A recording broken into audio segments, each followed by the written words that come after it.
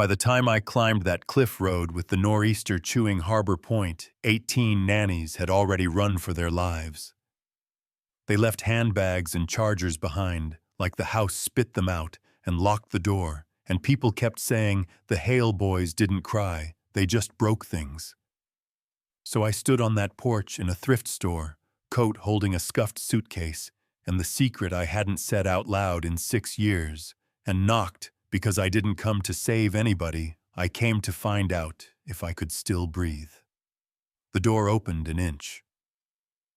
Mr. Whitaker looked me up and down like I was a wrong delivery and said, "Agency only." I told him I wasn't here for a job, I was here for Marcus Hale, and at the top of the stairs, the man from magazine covers froze like someone hit pause, tired.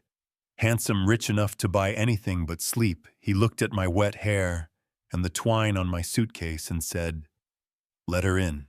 The boys arrived like weather coal. The commander with his arms crossed, Avery, the tinkerer rolling a marble with his sneaker.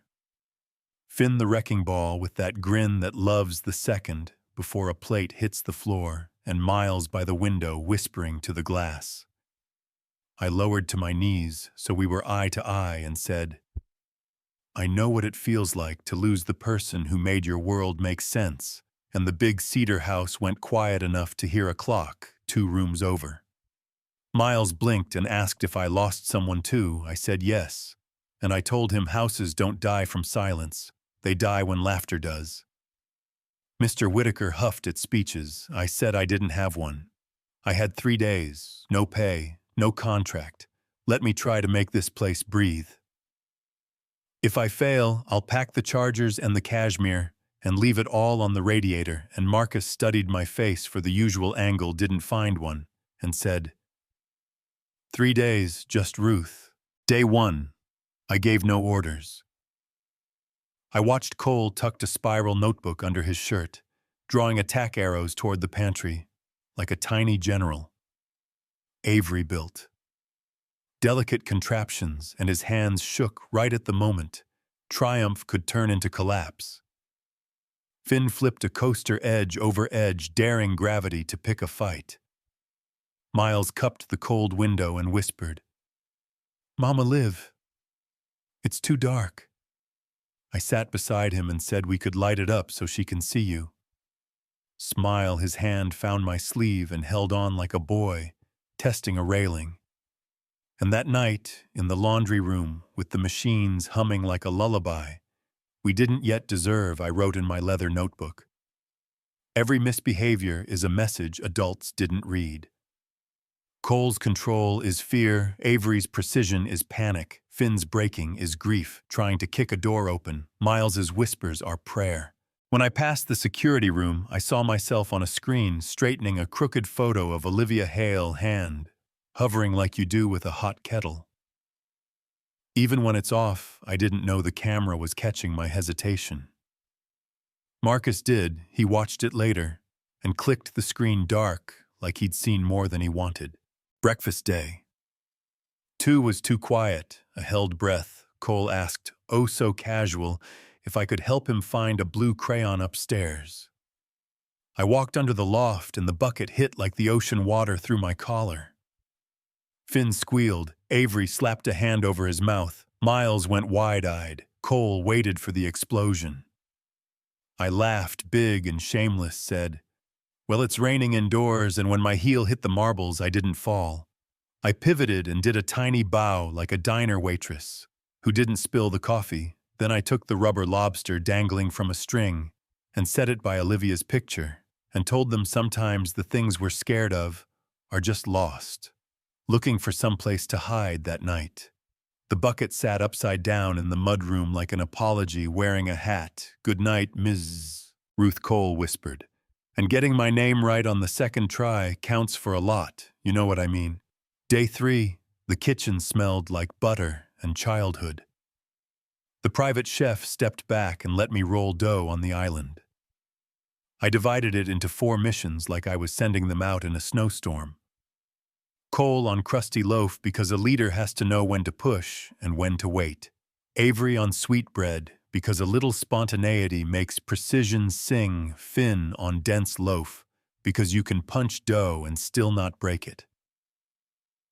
Miles on fruit roll, because some sweetness is meant to be kept inside where not everyone sees it, flour in the air, sticky fingers, laughter, like a sound the house had been starving for, and when the oven dinged, I touched every loaf like it had a heartbeat, and said, perfection isn't sameness, it's the story each one carries. Marcus walked in ready to grab files and run. He reached for a piece. I tapped his knuckles with the spoon, like my grandmother. He smiled in spite of himself, took a bite, guessed Cole. I said, Finn, strongest hands, gentlest second proof, and he asked if I meant the no contract thing. I told him I don't audition, I arrive and see if I fit. If I don't, I leave. And he lowered his voice and said, I don't need another employee. I need someone who stays. Then don't call me Ms. Ellis. Call me Ruth, not staff.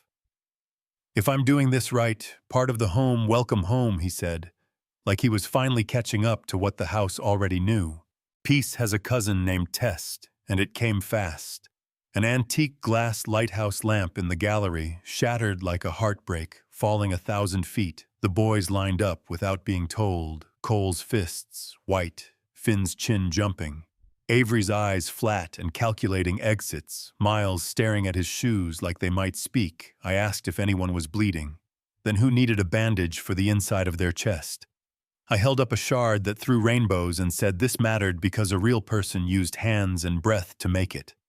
That doesn't vanish just because it broke tomorrow. Wear play clothes, we're taking a field trip. We drove up the coast to a Rockland glass studio. The furnace roared. The artist gathered molten glass like honey, rolled blue, lost shape, reheated, tried again, again. Finn squirmed until he didn't. Avery leaned so far forward. I hooked a finger through his belt loop, Cole whispered, math. He thought I couldn't hear. Miles put his head on my shoulder. Finn finally asked, why not start over when it caves? The artist smiled without stopping and said, if I give up, I'll never find out what it could have become. And no one asked for the radio on the way home. We walked straight to the gallery, and the boys began sorting shards, Avery by size, Cole with glue, Finn keeping Miles back from edges with an arm that said, I break things, but not you, under the skylight. They made a mosaic lighthouse, crooked and beautiful, patched with patience. And when Marcus stepped in, he didn't ask how much it cost, didn't complain about glue on the floor. He put a hand on Cole's head and exhaled like he'd been holding it since the funeral. Why, he asked, because broken can be beautiful if we try, Cole said, steady as a grown man. That night, with cold tea and a humming lamp, Marcus stood in the doorway and asked how I knew what was inside their heads. I could have lied and said experience or magic. But I told him the highway in Kansas, the truck with no brakes. The 4 names I carry like river stones, Sam, Theo, Henry, Luke, quadruplets, my whole world in bunk beds and laughter. 4 white coffins in one morning, the part where I tried not to breathe and failed. The late night when I saw his interview and the camera caught his face unguarded. The fear you only see on someone who already lost everything and is waiting for the world to take the rest, I said. I understood why I was still here, not to fix people like projects, to keep breathing, where the air is thin. And he crossed the room slow, like the floor might complain, and said, I didn't just give his boys their laughter back.